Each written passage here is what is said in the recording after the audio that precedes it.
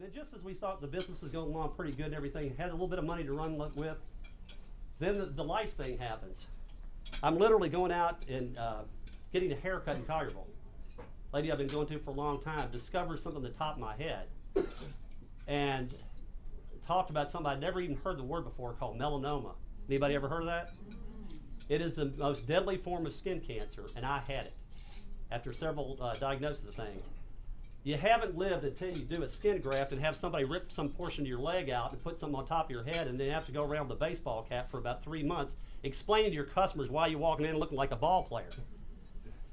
Some people thought, I remember at the time, thought I had a brain tumor or something. I said, no, I just got unfortunate here. So anyway, but that was going on, and as I've told the story in the book, other things were occurring with that, and I, you know, like anybody that's ever had a cancer diagnosis, I mean, there was a moment there that I thought, you know, I'm never going to live long enough to see this company do anything. So that was going on. So we plowed through the rest of the year. I thought my adversity thing was maybe over with the cancer thing. The doctor seemed to be encouraging, but we still had some issues there. And then lo and behold, right around Christmas, Merry Christmas, we sent a check off to a vendor. I'm laughing about it now. It's good therapy. A little over $13,000 for a product we're using on a project, and we never got the product. And we get a call a couple days later from the Attorney General of New Hampshire. So, Mr. Myers, you know this company called AdMax, blah, blah, blah. To go, yeah. Did you send him $13,000 such and such number of dollars? I'm going, why is the Attorney General asking me that question? Well, let me give you the good news and bad news. So which one would you like first? I said, well, how about the bad news? He said, well, that money of yours, it's gone. Sorry, but that company's bogus. I said, all right, I'm dying to know. What's the good news? The good news is that they stole a lot more money from other people, so you should do about that. I feel better already, right? That was 1996, the first year we're barely in business. I remember my father, at the end of that year, I was so distraught. I said, Dad, let me ask you a question. I said, you know, I got a feeling here, God's mad at me or something. I mean, what is going on? I was looking at the backyard for the locust. I thought this was biblical in some nature. Why am I having all this bad stuff happen? Really? It's a lot of bad stuff in 1 year, wouldn't you think? Yeah. Here's the thing, folks. 96, 2010, pick a year. We're going to get into another year that was even more challenging, right, Rick? But here's the thing. It's not what happens to you. Everybody has hard times. It's how you handle it. It's what you do next is a key issue. You got that? Because it's going to happen to everybody. We thought things were pretty much, I'm over with 96, let's just move on, it's great. And actually 1997 was great. We went from $200,000 in sales to over $1 million, times 5, right? Did I mention to you that the engineer that worked for me was living in Kentucky? He was my major technical resource, got me in Memphis. What do you think happens to a growing business times 5 like that when you're in 2 separate locations? Don't tell them, Dennis. What do you think happens? You have issues because of logistics and cost associated with supporting 2 offices as a startup. But we were doing well. We started making a little money.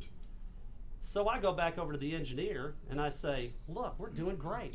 Why don't we go ahead and just pull us together? You move to Memphis and we'll make this thing, we'll knock it out of the park.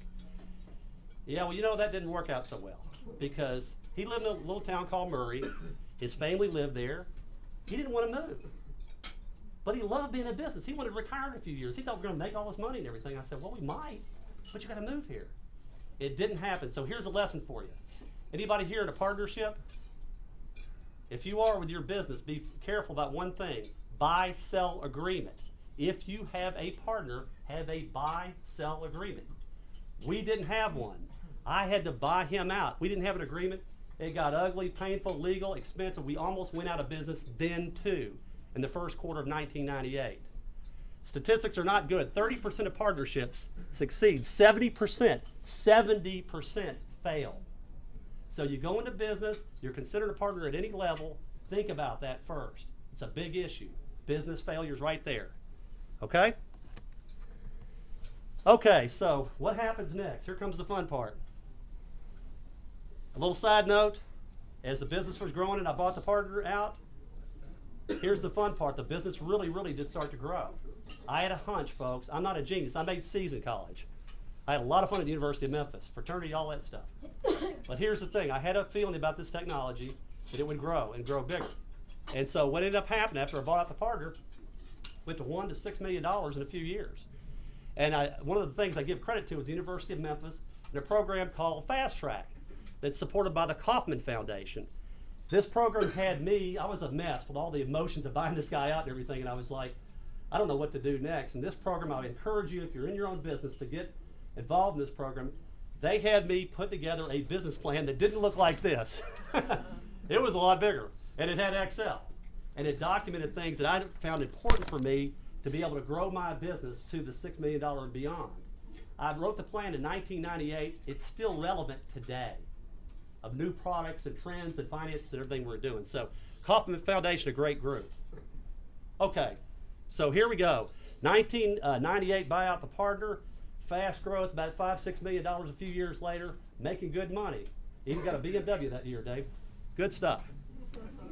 But what happens when you're growing a business? Where are the bankers?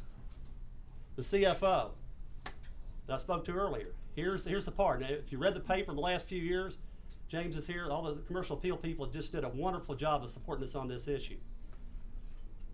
We had an issue, and I call it in the book, The Day My Business Almost Died. That's not overly dramatic. That's God's honest truth. So I'm going to tell the story as briefly as I can. Rick says, sure you are. Okay, here it is, April 28th of 2003. I'm addicted to Inc. magazine. I read this magazine all the time because it's been so supportive of my business. I literally, not that I remember it, mind you, I'm reading this article in here called A Thief Within. And it talks about this firm up north that had their accounting manager steal over $200,000. This is a Monday night I read this magazine.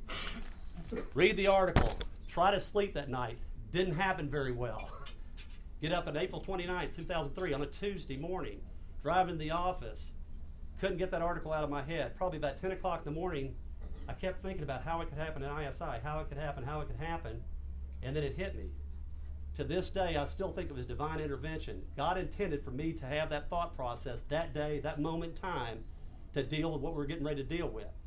Because I said, I think I know how this could happen at ISI. The payroll records. Okay, why the payroll? Because I hadn't been looking at those records for quite a while.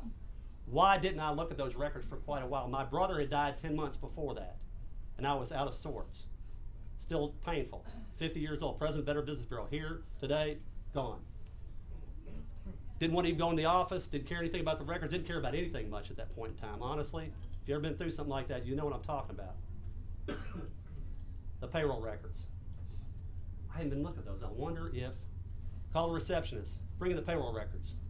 Open up the payroll records, start looking around. County manager's out of the office sick. Look around there and go, county manager's name. Whoa, what's this? Commission, bonus. That's a sales rep. You don't get commission bonus in the county world. Maybe CFOs, I don't know. Just kidding. Receptionist.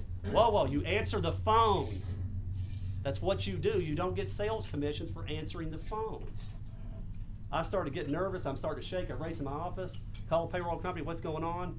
Who authorized these? The accounting manager did. I started adding stuff up. Over $45,000 out of the payroll. Oh, then it got worse. Oh yeah. So we're trying to scramble around, trying to figure out what to do. We call a certified fraud examiner, forensic accountant type. He comes in, discovers, you ready for this, gang? Another $210,000 that were written in bogus checks through our accounts payable system. Briefly, what was being done was forged checks with a rubber stamp, put through. The accounting manager was destroying the bank statements or the image checks portion of the bank statement, so I couldn't see them. Wrote about 40 or 50 checks, $210,000. Total theft, $257,000. Folks, she worked for me for 10 months. Had she gone forward anymore, we'd have been out of business by the end of this year, or that year. I've been telling this story for a long time, and I will tell you, I do it for a reason. I am passionate about the fact I'm trying to protect you folks. There are people out there, when they wake up in the morning, they're not thinking about running good businesses and things. You know what they're interested in doing? They're interested in stealing stuff and doing bad things to your business. Do you get that? They're in your business today. Sorry. They are there. And that's why I keep doing this over and over again.